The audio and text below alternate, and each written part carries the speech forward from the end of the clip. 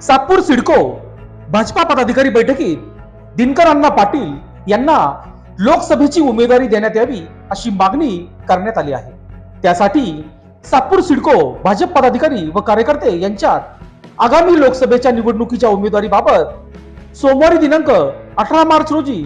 माजी प्रभाग सभापती माधुरी बोलकर यांच्या अशोकनगर येथील कार्यालयात बैठक संपन्न झाली। नाशिक लोकसभा हा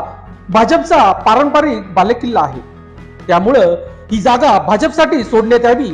व या मतदारसंघातून दिनकर अण्णा पाटील यांना उमेदवारी देण्यात यावी अशी मागणी सर्व सदस्य कार्यकर्ते पदाधिकारी यांनी केली आहे। यावेळी माजी नगरसेविका माधुरी बोलकर, अमोल पाटील, महाराष्ट्र प्रदेश कार्यकारिणी सदस्य रामहरी संबेराव, विधानसभा प्रमुख राजेश दराडे, गणेश बोलकर, मंडल अध्यक्ष सातपूर